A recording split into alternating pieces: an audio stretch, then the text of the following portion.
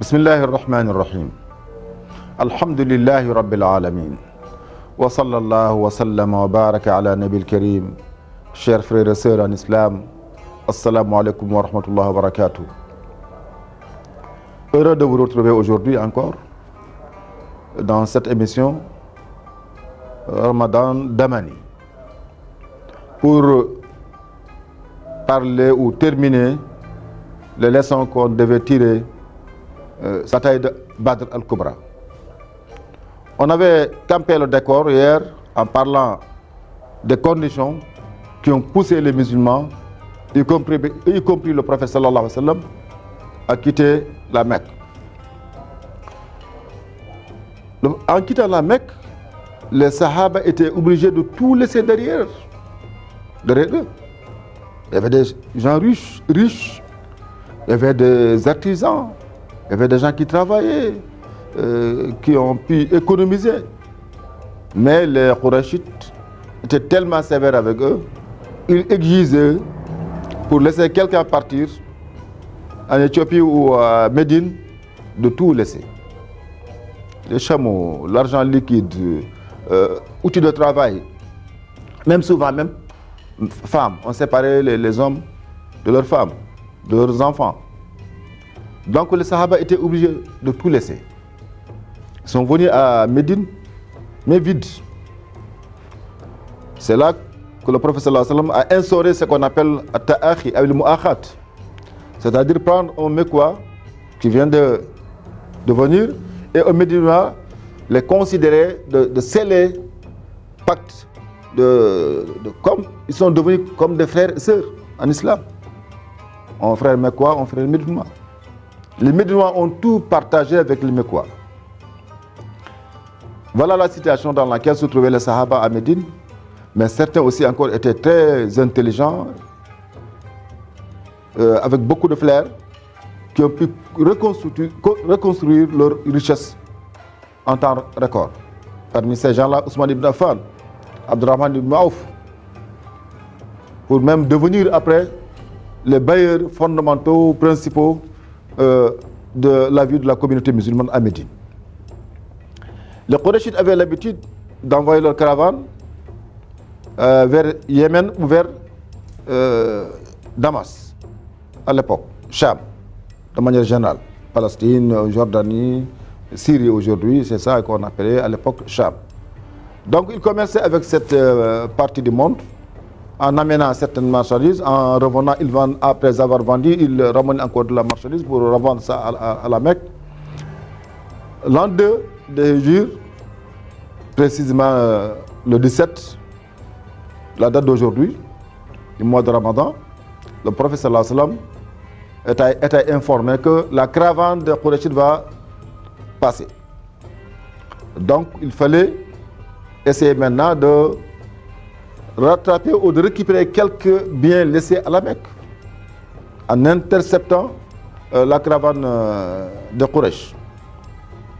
En sortant de la cité lumineuse, Al-Madina al-Munawwara, le prophète sallallahu alayhi wa sallam n'avait pas l'intention de mener la guerre, de faire quoi que ce soit. L'objectif était d'intercepter la caravane et récupérer quelques biens pour récompenser les Sahaba.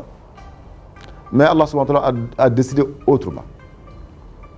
C'est ce qu'on appelle la bataille de Badr, Ghazwat Badr al-Kubra. Plein de leçons.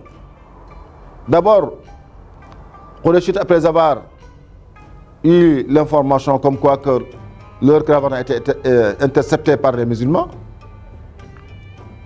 ils ont immédiatement constitué une armée. Les dignitaires, les cavaliers, les combattants les plus féris, guéris, à destination Médine, ou les environs de Médine. C'est le chemin passé tout près de Médine, à quelques kilomètres de Médine. Arrivé sur le terrain, le prophète sallallahu alayhi wa sallam a concocté un plan. Après avoir eu l'écho que les Qurayshites sont en route. Donc là, il fallait mener le combat. Il faut prendre la décision qui s'impose. c'est-à-dire faire face à ces agresseurs qui avaient dans le temps dépouillé les musulmans de tous leurs biens, mais qui continuent aussi encore à essayer de faire mal aux musulmans. Le prophète sallallahu alayhi wa sallam a consulté les Sahaba, un plan de guerre a été tracé. Ici, on retient quelques leçons. La première leçon, le prophète sallallahu alayhi wa sallam, il faut placer sa confiance en Allah subhanahu wa ta'ala. Ça, c'est sûr et certain.